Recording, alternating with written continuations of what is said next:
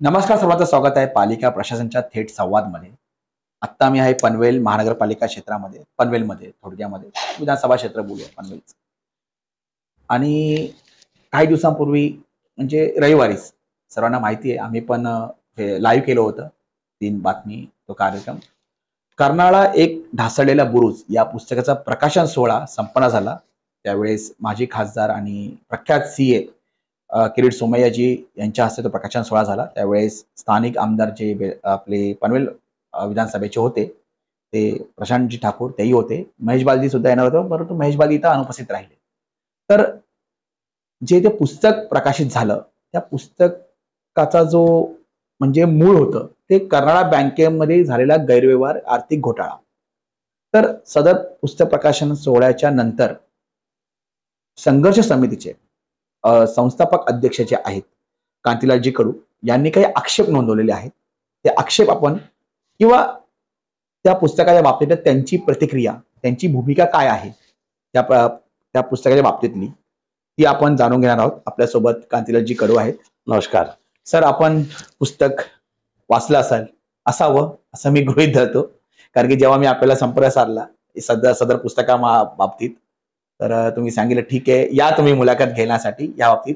तर एकूणच प्रकाशन सोहळा तुम्ही आमच्या चॅनलला सुद्धा लाईव्ह बघितला असेल, भाषणं बघितली तुम्ही, पुस्तकही वाचलं असेल. एकंदरीत तुम्हाला काय वाटतं? नाही, हे पुस्तक मी अजून वाचलेलं नाही पूर्णतः, पण मी चालले ते म्हणजे त्याच्यावरनं एक नजर फिरवली. बेसिकली कर्नाळा बँकेचा जो लढा आहे ठेवीदारांचा, तो लढा कोणी दिला, त्याच्यामध्ये पारदर्शकता कशी होती, बिगर राजकीय लढा कसा दिला आणि या ठेवीदारांना पैसे कोणी मिळवून दिलं, हे पनवेल परिसर, रायगड, ठाणे आणि महाराष्ट्रातली जनता जाणते. त्याच्यासाठी वेगळं व्यासपीठ निर्माण करण्याची आवश्यकता मला वाटत नाही. किंवा आपण एखादं काम केले तर ते आपण काम केले ते पारदर्शक असेल तर त्याची ते जगासमोर पोचतं. त्याच्यासाठी वेगळा डंका निर्माण करावा लागत नाही. आपण जो प्रश्न उपस्थित केला त्याच्यावर जर बोलायचं ते हे जे पुस्तक आहे याच्यातनं प्रशांत ठाकूरांची अस्वस्थता जास्त दिसते मला. म्हणजे इतकी त्यांच्यामध्ये अस्वस्थता निर्माण झाली, इतके ते बिथरलेत, इतके ते घाबरलेत आणि त्यांच्यामध्ये काहीतरी त्यांच्या मनात एक खदखद निर्माण झाली. आता ते नेमकं काय झालंय मला कळत नाही, कारण एखादं पुस्तक प्रकाशन करताना त्याचे काही नियम आहेत, काही अटी आहेत. आज योगायोगानं मराठी भाषा दिन आहे, हे पुस्तक मराठीत आहे आणि प्रशांत ठाकूर आणि त्यांचे जे काही सहकारी असतील त्यांनी या मराठी भाषेचं खून केलंय आणि अस्वस्थता इतकी त्यांची दाटली. म्हणजे मी तुम्हाला सांगतो जे मला काही जाणलं ते की ह्या पुस्तकाचं कर्णाला एक ढासळलेला बुरुज. आता ते बँकेवर लिहितात की कर्णाला गडावर लिहितात, ह्याचा काहीच तालमेल नाहीये. म्हणजे त्यांना कळतच नाहीये.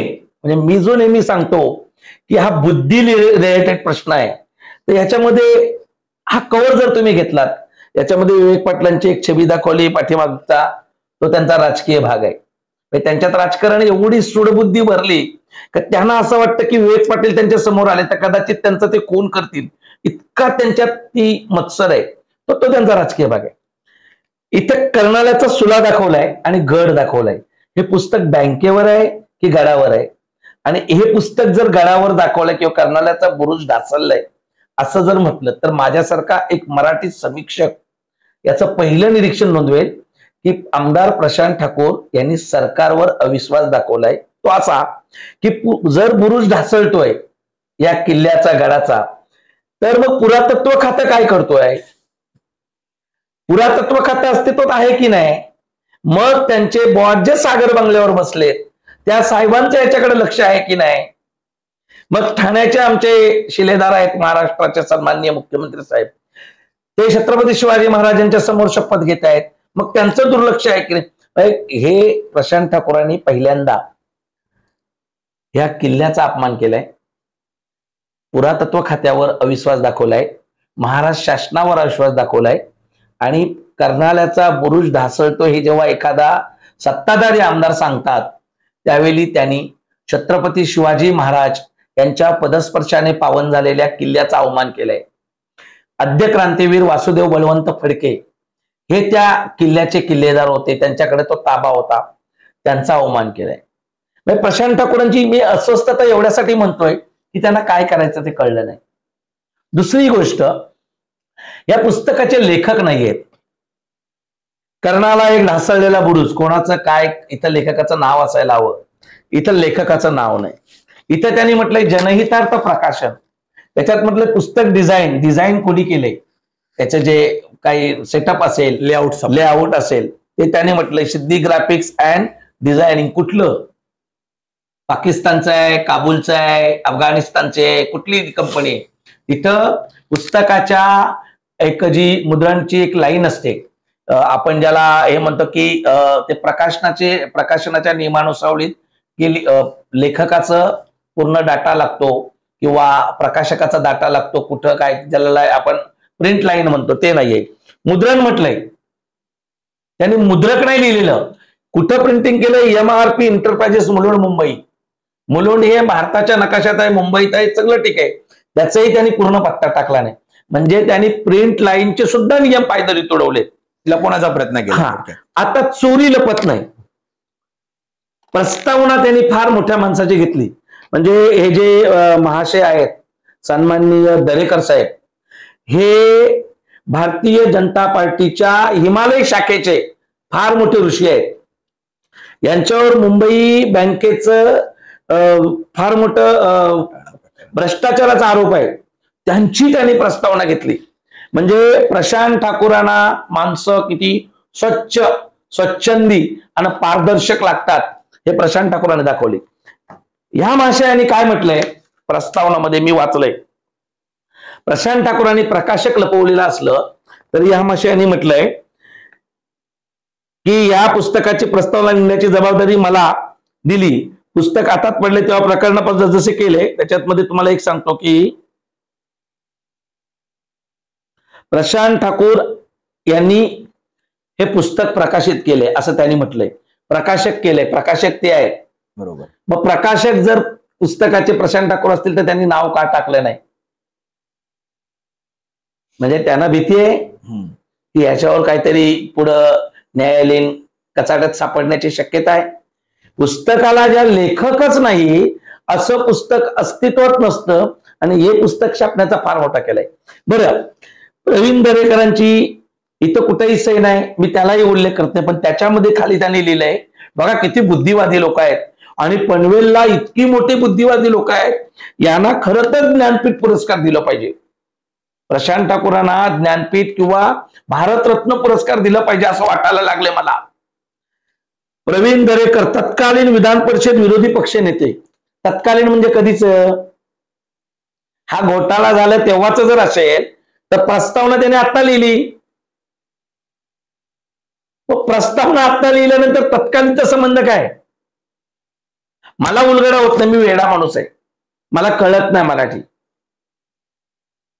काय लिहितात किंवा कोणाकडनं ज्यांच्याकडे लिहून घेतलेत त्या माणसांचं, म्हणजे त्या थोर विभूतींचं प्रशांत ठाकूरांच्या सहित पनवेलमध्ये एक दर्शन सोहळा ठेवा आणि त्यांचं पाद्यपूजन केलं पाहिजे.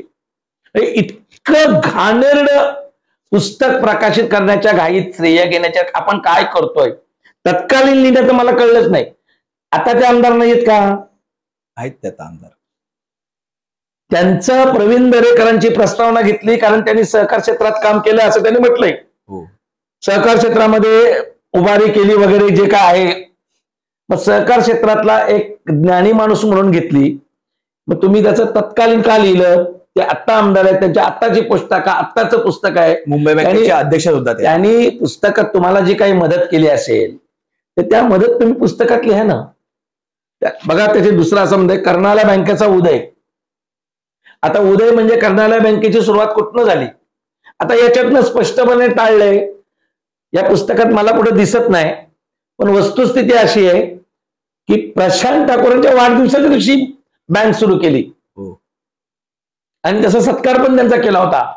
विवेक पाटलांनी घोषणा केली. आता विवेक पाटील त्यांना चालत नाहीत, तुम्हाला खरं सांगतो. आता विवेक पाटील त्यांच्या दृष्टीनं क्रूर आहेत किंवा काय जे काय असतील, मला विवेक पाटलांची काय, पण विवेक पाटलांनीच प्रशांत ठाकूरांच्या वडिलांना उपाधी दिली होती, जे आता ते मिरवतात लोकनेते, ही उपाधी रामशेठना विवेक पाटलांनी दिली होती. दानशूर कर्ण ही सुद्धा विवेक पाटलांनी उपाधी दिली होती, ती त्यांना चालते. या सगळ्या लढ्यामध्ये कर्नाला बँकेच्या काल बरेचसे स्टेजवर बसले होते. रामशेठ दिसले तुम्हाला? मग प्रशांत ठाकूरांना रामशेठचा पाठिंबा नाहीये? कुठल्या लढ्यात रामशेठ दिसले का? नाही. याचं काय गणित आहे? घरात एक खासदार असताना, रामशेठ ठाकूर हे खासदार आहेत, माजी खासदार आहेत, घरात माजी खासदार असताना तुम्हाला मुलुंडवर माजी खासदार का आणावे लागतात? रामशेठ ठाकूरांचा अभ्यास कमी पडतोय? काहीतरी कारण असेल, ते काय कारण असतील, आउट ऑफ असतील. रामशेठ ठाकूर इतके कुठं आउट आहेत? प्रत्येक आता ते नावाखाडीला आणि गव्हाण कोपरमध्ये फिरतायत. एवढ्या मोठ्या कार्यक्रमाला, एवढ्या मोठ्या लढ्याला रामशेठ ठाकूर कुठंच दिसत नाही. रामशेठ ठाकूर कर्नाला बँकेविरोधात कुठंच बोलत नाही. नेमकं कारण काय हे लोकांसमोर यायला पाहिजे. आता इथं त्यांनी त्या कर्नाला बँकेचं उदय म्हटलंय आणि ज्येष्ठ नागरिक म्हणून अब्दुल मुकादम, आता मी याच्या व्याकरणीच्या दृष्ट्या हे काढत नाहीये, त्यांची उदय आणि यांची जी स्टेटमेंट आहे याचा काही संबंध नाही. उदय म्हणजे त्या प्रवास तिथं आला पाहिजे आणि नंतर ज्या काही ठेवीदारांच्या आहेत त्या आल्या पाहिजे. त्याच्यानंतर जितेंद्र जोशीची एक पोस्ट टाकली. नंतर त्यांनी म्हटलं की मी एक निवृत्त शिक्षिका असून मला मुलबाल नाही. बघा, म्हणजे कुठल्या तरी एका ठेवीदार महिलेची स्टेटमेंट आहे, तिचं नाव मला काही सापडलं नाही आणि तिच्या स्टेटमेंटमध्ये बँकेचा प्रवास दाखवलाय. म्हणजे पुस्तक लिहिणाऱ्यांना कुठला गांजा मारून पुस्तक लिहिलंय म्हणजे मला कळलं नाही.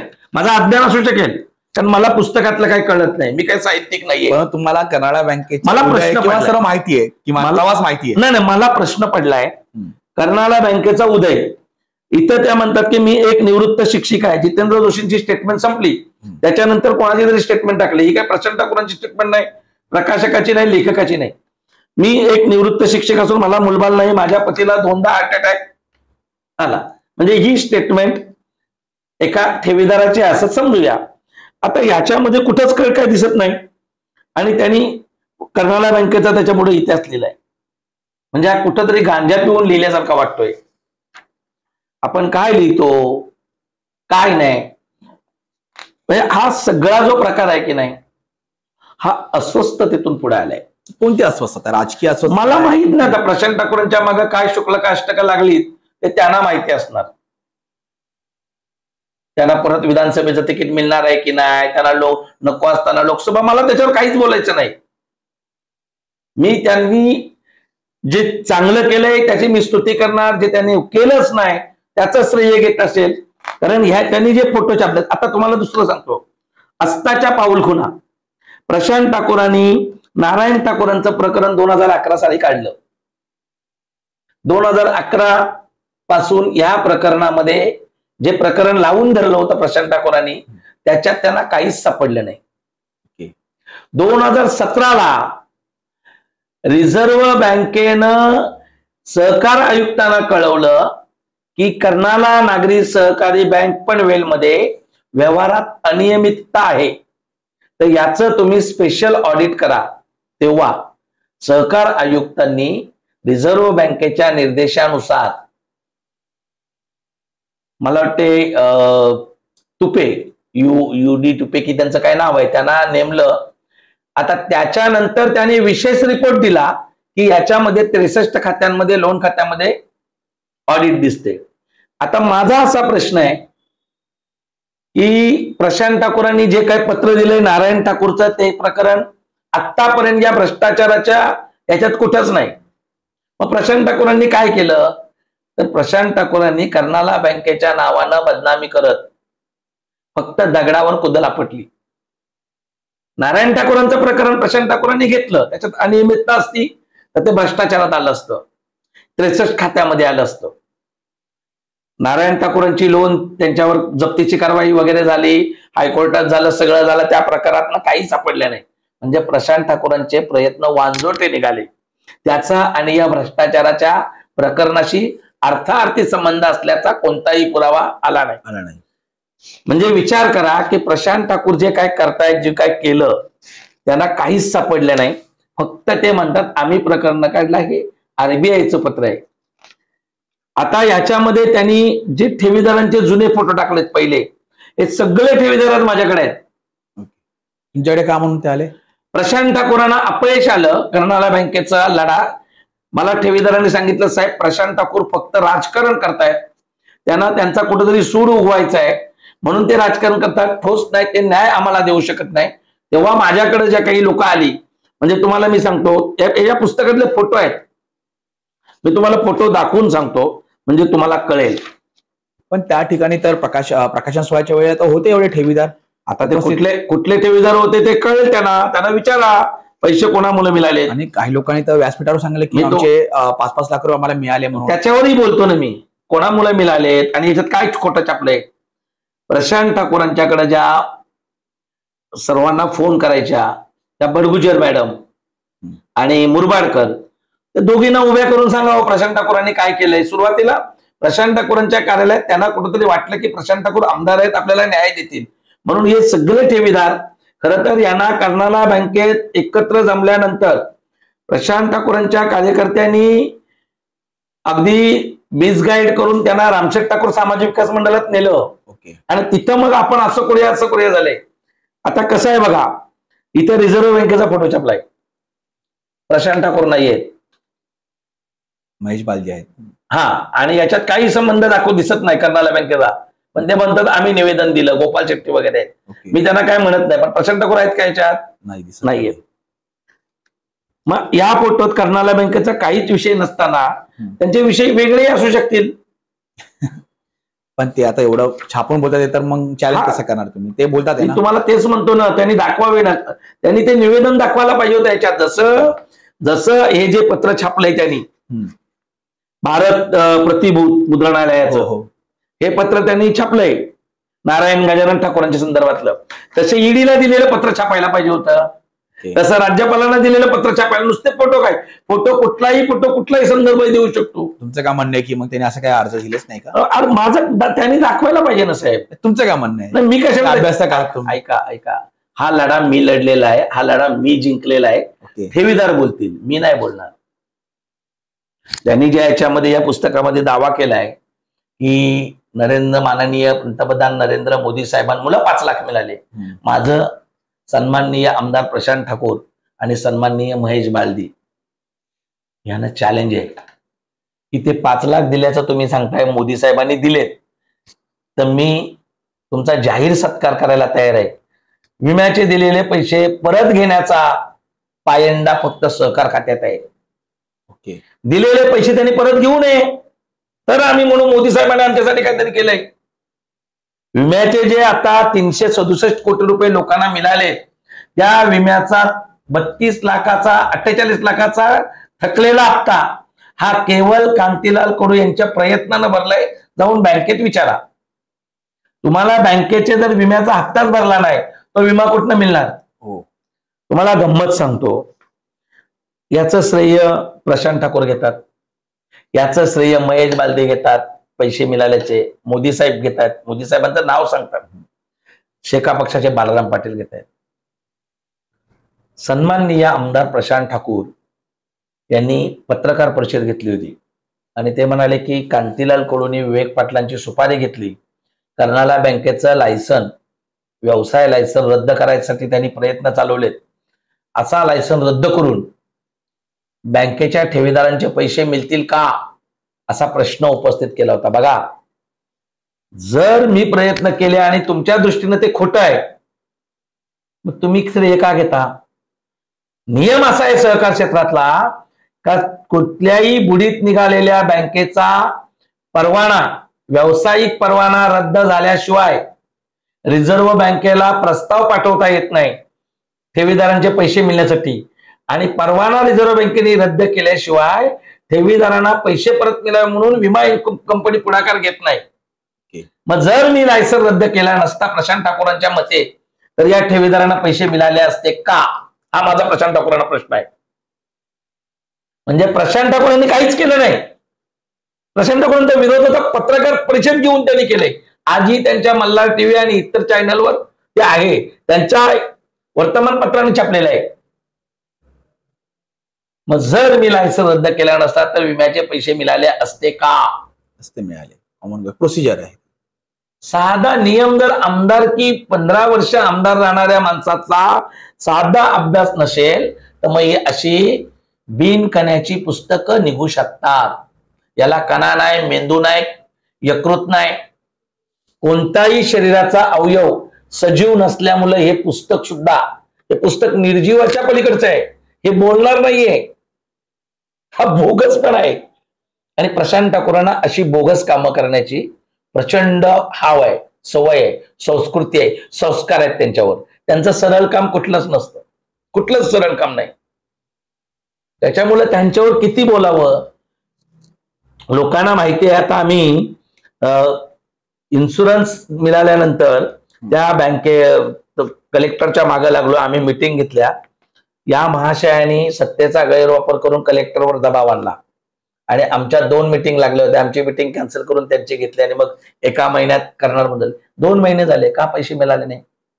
मालमत्ता अटॅचमेंट करण्यासाठीचे काहीतरी मालमत्ता अटॅच आहे ना, आता लिलाव प्रोसेस आहे, का झालं नाही? त्यांनी त्यांच्या सरकारवरही अविश्वास दाखवलेला आहे. त्यांनी म्हटलंय की मी 2-3 वेळा विधानसभेमध्ये प्रश्न उपस्थित केला. एकदम बरोबर. सन्माननीय प्रशांत ठाकूरांनी प्रश्न उपस्थित केल्यानंतर राज्य सरकार, म्हणजे ज्या राज्य सरकारची जी टीम आहे, आता जे SIT वगैरे म्हणतात, तर SIT हा तुमच्या CIDचा एक भाग आहे आणि त्या CID कडे हा तपास आहे. म्हणजे त्याचे होल अँड सोल सन्माननीय बॉस, जे भाजपवाले सांगतात की आमचे बॉस सागर बंगल्यावर बसलेत, तर महाराष्ट्राचे गृह खात्याचे बॉस सागर बंगल्यावर सन्माननीय फडणवीस साहेब बसलेत. त्या फडणवीस साहेबांच्या अखत्यारीतमध्ये हे तुमचे CID आहेत. या CIDनी आतापर्यंत एकही आरोपी पकडला नाही. ते 2 कर्मचारी सोडले. तर कर्मचारी हे आरोपी आहेत, तो प्रशासकीय भाग आहे. 63 बोगस खाती कर्ज आणि एकूण काहीतरी 83 आरोपी आहेत त्याच्यातला हे 2 कर्मचारी सोडता एकही कर्मचारी, एकही संचालकाला प्रशांत ठाकूर साहेबांच्या भारतीय जनता पार्टीच्या सत्तेच्या लोकांनी अटक केले नाही. हे उद्धव ठाकरेंचं अपयश आहे की गृहमंत्री फडणवीस साहेबांचं अपयश आहे? ते सांगितलं पाहिजे प्रशांत ठाकूरांनी. उद्धव ठाकरे साहेब 2.5 वर्ष त्याच्यात, मला ते, मी त्यांच्या पक्षाचा प्रवक्ता नाही, तो काल त्याच्या याच्यामध्ये गेला, तुमच्या कोरोनामध्ये. त्यांनी असे आरोप केला त्यावेळेस की उद्धव ठाकरेंनी मध्यस्थी करून त्यांनी तो थांबवण्याचा प्रयत्न केला. तपास. मला एक सांगाय ना की 2017ला हे प्रकरण उघडकीस आलं. 2017 मध्ये याची FIR दाखल झाली. तेव्हा सरकार कोणाचं होतं? भारतीय जनता पार्टीचं. भारतीय जनता पार्टीचे. तेव्हा मुख्यमंत्री कोण होते? BJPचे होते. कोण होते? फडणवीस साहेब होते. मग फडणवीस साहेबांनी 2019 पर्यंत का अटक केली नाही? आणि ते गृहमंत्री पण होते. माझ्या मला पडलेला प्रश्न, मला माहित नाही, मला राजकारणातला काही कळत नाही, मी साधा सामान्य माणूस आहे. 2 वर्ष कर्नाला बँकेच्या एकाही आरोपीला अटक का झाली नाही, हा प्रशांत ठाकूर साहेबांनी प्रश्न उपस्थित करायला पाहिजे. यांचं असं होतं की काहीतरी प्रश्न उपस्थित करायचा आहे म्हणून कर्नाला बँकेचं करायचं, फुटेज घ्यायचं, फडणवीस साहेबांनी त्यांना उत्तर द्यायचं. लोकांना वाटतं आमच्या साहेबांनी केलं. फडणवीस साहेबांचे लाडके आवडते आमदार प्रशांत ठाकूर आहेत असं आभास निर्माण केला. आभास. कारण फडणवीस साहेब पहिली 2 वर्ष मुख्यमंत्री होते, गृहमंत्री होते. त्याच्यानंतर आत्ता 2 वर्ष उपमुख्यमंत्री आणि गृहमंत्री आहेत. मी 4च वर्ष म्हणतो साहेबांचे. उद्धव साहेबांनी काय चुकीचं काम केलं असेल त्यांच्यावर तुम्ही टीका करा, मला काही म्हणायचं नाही. पण प्रशांत ठाकूर साहेबांचे एक नेतृत्व जे करतायत महाराष्ट्राचे आदरणीय फडणवीस साहेब, त्यांनी आतापर्यंत कुठल्याच ठेवीदार म्हणजे कर्जदाराला अटक केली नाही किंवा आरोपीला. याचं गुपित काय आहे? पक्षामध्ये येण्यासाठी दबाव यंत्र मला माहित नाही. माझं असं मत आहे की कोणी करायला पाहिजे, तर फडणवीस साहेबांनी अटक करायला पाहिजे. विवेक पाटलांना जी अटक केली ती आम्ही केली, ईडीने केली. ओके. आमच्या प्रयत्नाने केली. त्याच्यामध्ये या प्रकाशक जो कोणी आहे, या प्रकाशाने काय म्हटलंय तुम्हाला मी दाखवतो.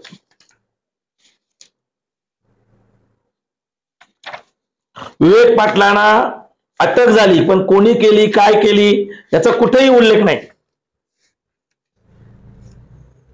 आता पुस्तकामधून सत्यता लपवण्यात आली थोडक्यामध्ये. सगळंच आहे ना. हे बघा ना, ठेवीदारांच्या मागे आमदार प्रशांत ठाकूर आणि आमदार महेश बालदी ठामपणे उभे होते. हे कोण म्हणतो? लेखक म्हणतो. म्हणजे याचा लेखक कोणतरी वेगळा असेल. दरेकर साहेब म्हणतात की ह्यांनी प्रकाशन केले पुस्तकाचं, बरोबर, म्हणजे हे प्रकाशक आहे तसं आपण मानूया, पुस्तक नाहीये त्यांच्यात कुठं उल्लेख. पण ठेवीदारांच्या मागे आमदार प्रशांत ठाकूर आणि आमदार महेश बालदी ठामपणे उभे होते. राजकारण न करता केवळ सामाजिक भान ठेवून. याच्यात राजकारण तुम्ही काय दाखवता? तुम्हाला भीती वाटते का? राजकारण न करता केवळ सामाजिक भान ठेवून त्यांनी या न्यायाच्या प्रवासाला सुरुवात केली. त्यात ते नेटाने पुढे चालले होते. हा प्रश्न त्यांनी सभागृहात सुद्धा लावून धरला होता. दोन्ही नेत्यांची धडपड पाहून ठेवीदारांच्या मनात आपला विजय नक्की होईल अशी खात्री झाली होती. त्यामुळेच विवेक पाटील यांच्यासाठी काम करणाऱ्या यंत्रणांना हात टेकावे लागले. कुठली यंत्रणा? कोणाची? फडणवीस साहेबांची? अरे बाप. की उद्धव साहेबांची? की अजितदादांची? की मंदाताईंची? मंदाताई म्हात्रेंचं कसं याच्यामध्ये? मी बोलतो ना पुढं. त्यामुळेच शेवटी 15 जून 2021 रोजी पोलिसांनी विवेक पाटील यांना अटक केली. पोलिसांनी अटक केलेली नाही. ओके, दाखवा बाबांनो. ही यंत्रणा वेगळी आहे. म्हणजे लेखकाला हे माहित नाही का ईडीला पोलीस म्हणत नाहीत, ते सक्त संचालनालय हा सुरक्षा यंत्रणेचा एक वेगळा आहे. जसं आपण आर्थिक गैरव्यवहार घोटाळ्यांसाठी आहे, त्यांना पोलीस नाही ना म्हणत. पण पुस्तकाला त्याला कळलं पाहिजे ना, लेखकाला कळलं पाहिजे पोलीस कोणाला म्हणायचं, अटक कोणी केली. लेखकच नाही ना, काय करणार? असं कसं लेखक? कोणतरी उभा करावा लागेल की नाही? कोण कसा करणार? लोक शेत खातो म्हणून आपण बुजगावणं करतो की नाही उभं. बरोबर. पक्ष्यांना किंवा जनावरांना, रानटी जनावरांना भीती वाटावी म्हणून की बाबा कोणतरी बुजगावणं तर करा, लेखक नका. ईडी हे सक्त संचालनालयाची एक वेगळी यंत्रणा आहे. बरोबर. त्यांचे संचालक असतात. आणि सुनील कुमार नावाच्या सहसंचालकाने विवेक पाटलांना अटक केली. ओके. हे लेखक, प्रकाशक, आमदार प्रशांत ठाकूर यांना माहित नाही? कदाचित नसेल, कारण त्यांनी काही केलेलंच नाही ना. मी सांगतो, जर सुनील कुमाराने अटक केली, सुनील कुमारांची त्यावेळेची प्रेस नोट आहे ईडीची की विवेक पाटलांना आम्ही घरून अंडर अरेस्ट आम्ही अटक करीत आहोत, त्यांना अटक केलेली आहे. आणि हे म्हणतात पोलिसांनी अटक केली. म्हणजे ह्यांचं अगाध ज्ञान, लेखक, प्रकाशक, त्यांचे गुरु यांचं अगाध ज्ञान आहे. म्हणून मी म्हटलं की हे हिमालयावरून आलेले आहेत, प्रचंड बुद्धिवादी लोक आहेत. त्याच्यावर म्हणजे मी खरं जे पुस्तक वाचल्यानंतर याची चिरफाड करायला अधिक मजा येईल. पण मी म्हटलं आता काय यांच्या नादी लागावं. पण सामान्य माणसाला तर कळलं पाहिजे ना सोप्या भाषेमध्ये. मी काय म्हणतो, सामान्य माणसापेक्षा ठेवीदारांचा प्रश्न आहे. बरोबर. तेच ठेवीदार सामान्यच असतात ते. ऐका ना, नाही सामान्य माणूस म्हणजे सरसकट माणूस आला. हे ठेवीदार म्हणजे एक विशिष्ट वर्ग झाला की ज्यांच्या ठेवी आहे. ओके. माझा कर्नाला बँकेत संबंध नाही का, माझे पैसे नाही आहेत बँकेत. आता मुद्दा असा आहे की ठेवीदारांना सगळ्यांना माहिती आहे की कर्नाला बँकेचा लढा कोणी दिला, आणि त्याच्यावर वाटलं तर आम्ही कादंबरी काढू. ओके. नावानिशी काढू, लेखक असणार आहेत. तुमची काहीतरी पोस्ट पण होती फेसबुकला. ते तर मी आणखी काढणार आहे. माझ्या पोस्ट प्रमाणे माझी पुस्तकं येणार आहेत. जरा काय झालं, कामाचा खूप व्याप आहे, त्याच्यामुळे मला थोडं लिहायला मिळत नाही. नाहीतर अशी पुस्तकं मी एका रात्रीत काढेन. माझ्याकडे इतकं मटेरियल आहे माझ्याकडे. मी तुम्हाला तेच सांगतो की मी जे प्रयत्न केलेत, माझ्याकडनं जे प्रयत्न झाले ते जनतेसमोर आहेत. माझ्याकडं कोणतंही पद नाही, कोणतंही पार्टी पद नाही, कोणतीही माझी ओळख नाही. मला कुठेही राजकारणातले नेते ओळखत नाही. मी आपला सर्वसामान्य माणूस आहे. पण माझ्या हातून भगवंताने खूप मोठी सेवा घडवली ठेवीदारांची. ठेवीदारांनी मला पैसे आणून दिले. मला ठेवीदारांनी त्यांचं काम झाल्यामुळं, म्हणजे या पनवेल तालुक्यात रायगडमध्ये नाही महाराष्ट्रामध्ये इतिहास आहे की लोकनेते दिबा पाटील साहेबांचा जसा बंगला त्यांच्या कार्यकर्त्यांनी बांधून दिला, तसा कर्नाला बँकेचा लढा 1 भाग 5 लाखाच्या आतमधील ठेवीदारांनी आम्ही जिंकला. आमच्याकडे तसा पत्रव्यवहार आहे, पुरावे आहेत. तो जिंकल्यानंतर लोकांनी मला कोणी 2,000, कोणी 5,000, कोणी 15,000, कोणी 1,000 असे मला पैसे दिले. साहेब, या लढ्याला तुम्ही तुमच्या खिशातनं पैसे संपवलेत, राजकारण न करता स्वहितानं तुम्ही लढलात. आमच्याकडनं ही फुलना फुलाची पाकळी. मी त्यांना म्हटलं की हे पैसे मी तुमच्या एवढ्यासाठी स्वीकारतोय कारण तुम्ही मला पैसे देत नाही आहेत, तर तुम्ही विश्वास देताय की कर्नाला बँकेचा लढा फक्त कांतीलाल कडून जिंकलाय. कारण भविष्यात यशाला बाप खूप असतात, बरोबर, अपयशाला बाप नसतो. मग तुम्ही का कमी पडले? तर पुस्तकाचा विषय होता, तुम्ही काय नाही पुस्तक छापलं? मग काय अजून लढा चालू आहे, अजून लढा संपलाय कुठं? उर्वरित उतावला नवरा गुडघ्याला मासिक मला नाही करायचंय. मला भीतीच नाही कसली. पुस्तक करण्याची घाई काय, येईल ना सगळं. हा बँकेचा लढा त्यांनी केला, याच्यामध्ये 1996 पासूनच पुस्तक माझं येईल. त्याच्यामध्ये कोणी ओढी काढल्या, कोणी शाळेच्या नावानं ओढी काढल्या, कोणी शाळेच्या नावानं परस्पर कर्ज काढले, कुणाचं काय झालं हे सगळं येईल. With letter. हा इशारा देतात का? नाही, कसले इशारे कोणाला देत आहेत? इशारे देणे इतपत कोणी मोठे नाहीयेत. मी ज्याला इशारा देईन त्याची मी शिकार करेन. मी कोणाला इशारे कशाला देऊ? मी सामान्य माणूस आहे. भीती त्याला वाटेल ना. बरोबर. ज्याचं मन खतखततं, ज्याच्या मनात भीती आहे तो काहीतरी करतो ना. मला भीती काय बाबा, मी काय वाईट काम नाही. किरीट सोमय्या एक सीए आहेत, खूप विख्यात सीए आहेत, त्यांनी पण त्यांची वाहवा केली महेश बालदींची आणि आमदार प्रशांत ठाकूर करायची आहे ना. तो राजकीय भाग आहे ना. कोणी स्तुती केली?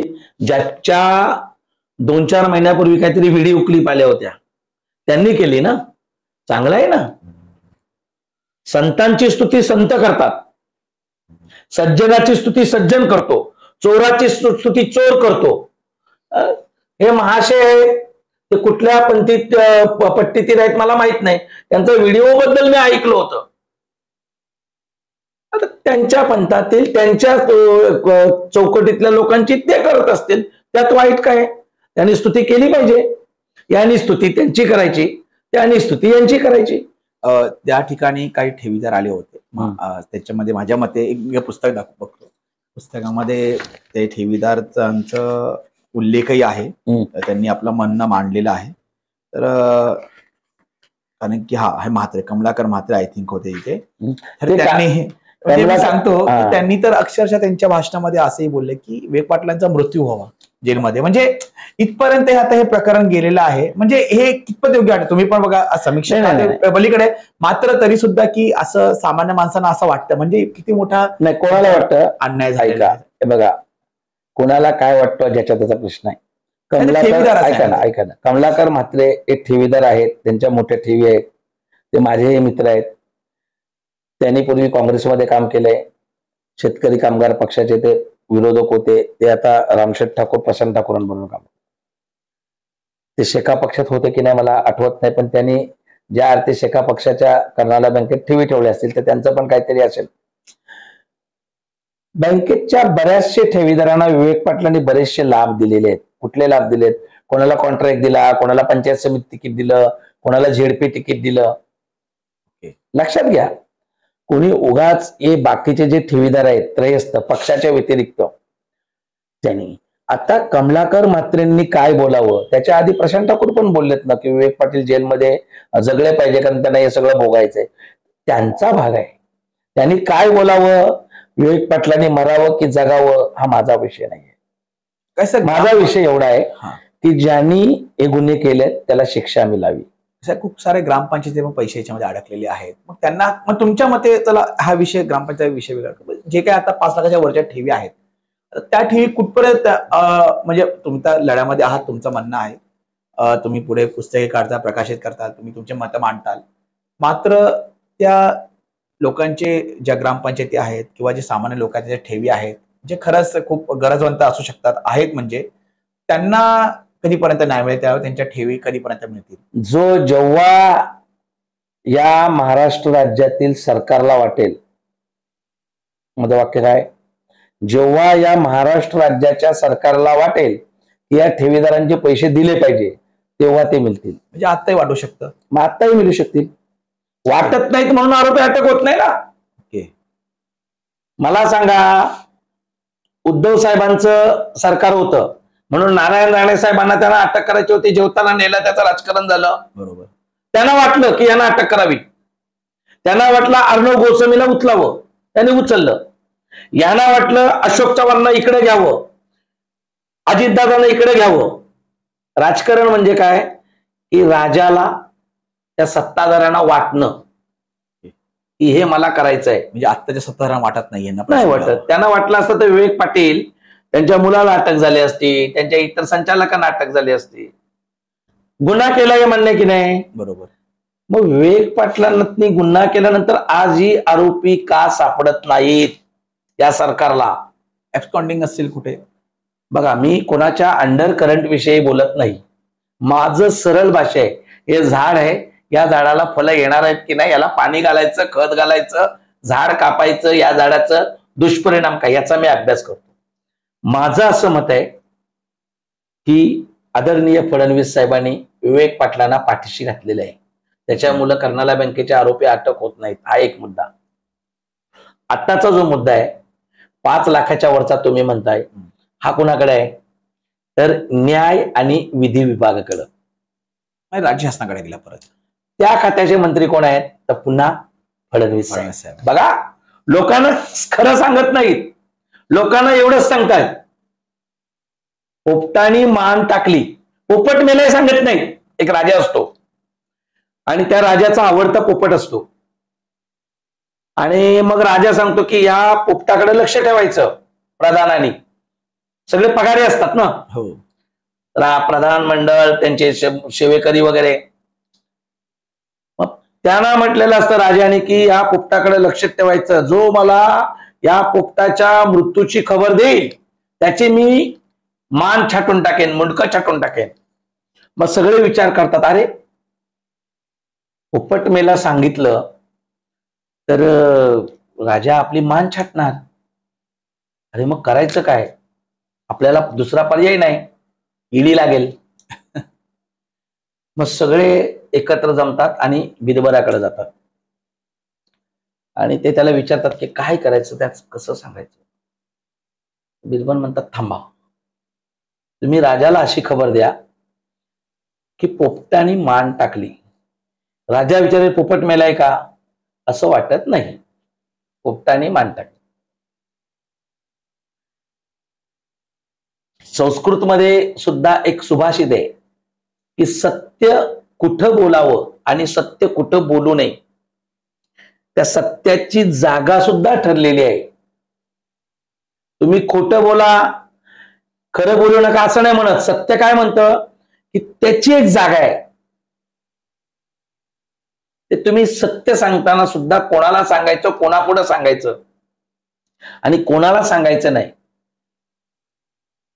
मग शेवटी ते मंडळ ज्याची दुटी असते ते जाऊन राजाला सांगतात की राजा पोपट मेलाय, पोपटाने मान टाकली.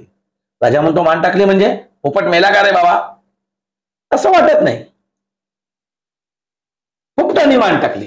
मग ह्याच्यामध्ये राजा सत्य सांगायचं नाही. राजा कोण, पोपट कोण, तुम्ही ठरवा. फक्त ही पोपटाने मान टाकली, सत्य कोणी सांगायला तयार होत नाहीत.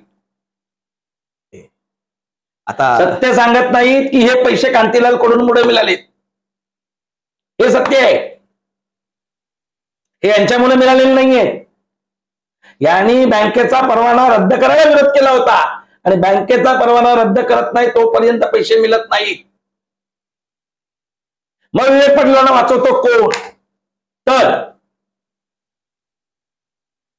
फडणवीस साहेबांची भेट गुन्हा दाखल झाल्यानंतर विवेक पाटलांनी घेतली होती,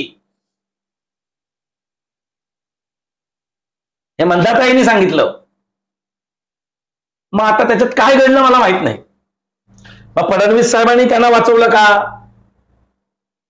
मला माहित नाही, पण मला एवढं कळतोय की ठेवीदारांचे पैसे मिळत नाहीत, आरोपींना अटक होत नाही, याला हे सरकार जबाबदार आहे. त्याच्यामुळे अशी कितीही खोटी पुस्तकं काढली, हे खरं पुस्तक असतं त्याला लेखक असते, याला प्रकाशक असते आणि याच्यात सत्य घटना मांडल्या असत्या. त्यांना काय भीती खाते, त्यांची अस्वस्थता कसली आहे हे मला माहित नाही. माझा शेवटचा प्रश्न सर, आता ह्या सर्व पुस्तक प्रकाशन सोहळा झाला, सर्व झालं, भाषणं झाली सर्वांची, तुम्ही तुमची भूमिका मांडली. आता त्या ठेवीदारांसाठी आणि विशेषतः ह्या कर्नाटक बँकेच्या गैरव्यवहाराकडे ज्यांचं लक्ष आहे, असे सुजाण जागृत जनसामान्य नागरिक आपण बोलू शकतो, यांना तुमचं अपील काय असेल? नाही, अपील कशाला, आम्ही काम करतोय. तुम्हाला सांगतो मी की MPID ऍक्टच्या नियमानुसार म्हणजे ऍक्टनुसार राज्य शासनाने 22 डिसेंबर 2021 ला एक सक्षम प्राधिकृत अधिकारी जो उपजिल्हाधिकारी दर्जाचा असतो त्याची नियुक्ती केली, त्याचा GR काढला. त्याप्रमाणे पनवेलचे प्रांताधिकारी राहुल मुंडके साहेब यांची नियुक्ती केली. आता बघा 2022 डिसेंबर पासून आज 24 आलं, म्हणजे जवळजवळ 14 महिने झाले. फेब्रुवारीत 14 महिन्यात याचा पाठपुरावा प्रशांत ठाकूरांनी का नाही केला, याचा पाठपुरावा महेश बालदेंनी का नाही केला? जेव्हा माझी कलेक्टर बरोबर मिटिंग झाली, आणि मिटिंग तेवढ्यासाठीच मागितली होती, तेव्हा मी त्यांना नियम दाखवले की प्राधिकृत अधिकारी गृह खात्याने नियुक्ती केल्यानंतर 1 महिन्याच्या आत अफिडेव्हिट सादर करायचा असतो. ओके. जर तो सादर केला नाही तर MPID न्यायालयात तो दावा फेटाळला जाण्याची शक्यता अशी प्रकरण झालेली आहे. म्हणजे याच्यामध्ये ठेवीदारांचं नुकसान झालं असं 100% ना, तुम्हाला मिळणारच नाही, तुमचा लिलावच होणार नाही जोपर्यंत MPID ऍक्ट न्यायालयाचा निर्णय येत नाही की या ठेवींची विल्हेवाट लिलावाद्वारे करावी, तोपर्यंत तुम्ही करू शकत नाही लिलाव. लिलाव करण्याचा अधिकार कलेक्टरना आता नाहीये, बिफोर ऍक्ट न्यायालय नाहीये, बिफोर ऑर्डर. आमदारांना वाटला आता कांतीकडू बैठक घेतोय म्हणजे काम तमाम, मग त्यांनी कलेक्टरांबरोबर मिटिंग घेतली. तसं नाहीये, त्याला काही प्रक्रिया आहे, त्याला अभ्यास आहे, त्याला कायदा आहे. आता त्याच्यानंतर कलेक्टर साहेबांचं चुकलं, मुंडके साहेबांचं चुकलं आणि ठेवीदारांचं नुकसान होतंय. म्हणून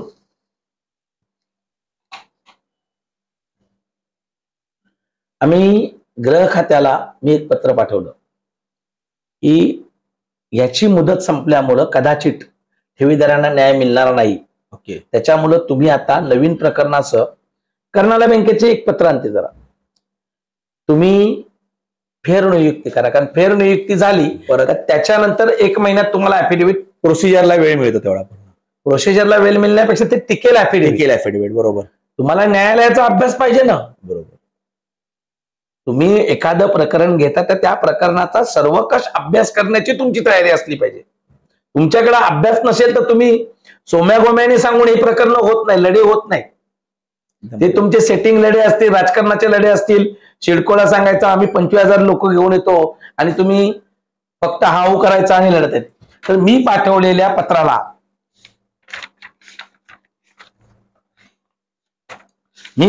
पत्राला कक्ष अधिकारी महाराष्ट्र शासन गृह खात्याचे आहेत, हे गृह खात्याचं पत्र आहे, त्यांच्या आर्थिक कदम म्हणून आहेत. त्यांनी स्पष्ट म्हटलंय, विषय अध्यक्ष पनवेल संघर्ष समिती आणि कर्नाला नागरिक सहकारी बँक लिमिटेड पनवेल सक्षम प्राधिकरण यांच्या प्राधिकारी यांच्या फेरनियुक्तीबाबत केलेली विनंती. आम्ही नियुक्ती केली. हे पैसे कोण मिळवून देणार आहे? आमदार प्रशांत ठाकूर, महेश बालदी नाही. त्याचा हा पाया, हा पुरावा, हा अधिकारी जर नियुक्त झाला तरच तो अधिकारी अफिडेव्हिट दाखल करू शकतो आणि ते अफिडेव्हिट दाखल केल्यानंतर मग न्यायालय निर्णय देईल की जप्त मालमत्तेचा. म्हणजे हे करतोय कोण? कांतीलाल कडू. आणि श्रेय घेतोय कोण?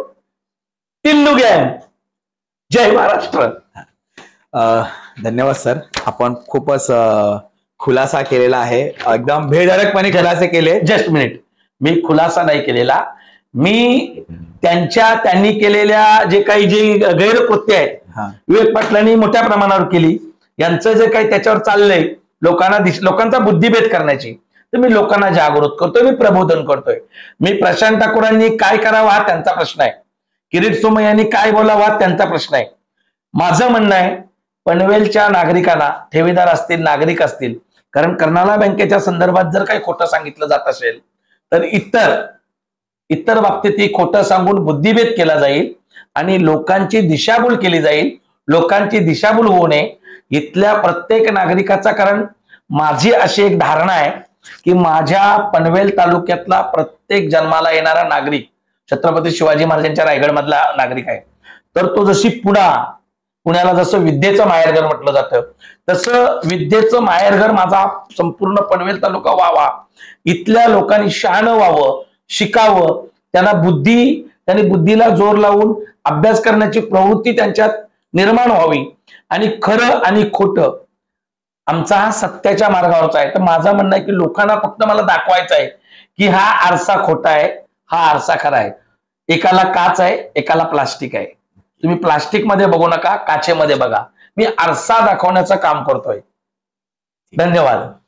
तर खूपच बेधडकपणे त्यांनी जो कर्नाळा एक ढासळलेला बुरुज हे पुस्तकाचा प्रकाशन सोहळा झाला, त्या पुस्तकावर आणि प्रकाशन सोहळ्यामध्ये जी काही मतं व्यक्त करण्यात आली त्याबाबत आणि इतरही ज्या गोष्टी कर्नाळा बँकेच्या गैरव्यवहाराशी निगडीत ज्या आहेत त्या संदर्भात खूपच बेधडकपणे कांतीलालजी कडू, जे पनवेल संघर्ष समितीचे संस्थापक अध्यक्ष आहेत, त्यांनी आपली भूमिका मांडलेली आहे. त्यांनी आपलं मत प्रकट केलेलं आहे आणि जे सत्य आहे आणि कर्नाळा बँकेचा लढा एक्झॅक्टली कोण लढत आहे आणि कोण त्यांना जे आता उर्वरित जे ठेवीदार आहेत त्यांना न्याय कोण मिळवून देणार आहे, खूपच पारदर्शकपणे त्यांनी प्रत्येक गोष्ट सांगितलेली आहे. तर माझी कर्नाळा बँकेतल्या सर्व ठेवीदारांना एक विनंती आहे आणि पनवेलकरांना सुद्धा की जे खरं लढाई करत आहेत त्यांच्यासोबत जर तुम्ही उभे राहू शकले नाहीत, काही तुमचे मर्यादा असतील, तरी सुद्धा सत्य बाजू जेव्हा तुमच्या समोर येते त्या सत्य बाजूला किमान अप्रत्यक्षपणे तरी पाठिंबाण्याचं बळ तुम्ही मिळवा, तयार करा आणि तुमचे जे ठेवी आहेत त्या ठेवी तुम्हाला कशा प्राप्त होतील हे जसं कांतीलाल कडू यांनी जे त्यांचे प्रयत्न सांगितलेले आहे, तर त्या प्रयत्नाच्या माध्यमातून ते ठेवी तुमच्यापर्यंत लवकरात लवकर योग्य सकारात्मक दृष्टिकोनातून योग्य मार्गाने तुमच्यावर पोहोचतील, कोणतंही राजकारण न करता पोहोचतील अशी अपेक्षा बाळगून सध्या इथे थांबूयात. धन्यवाद.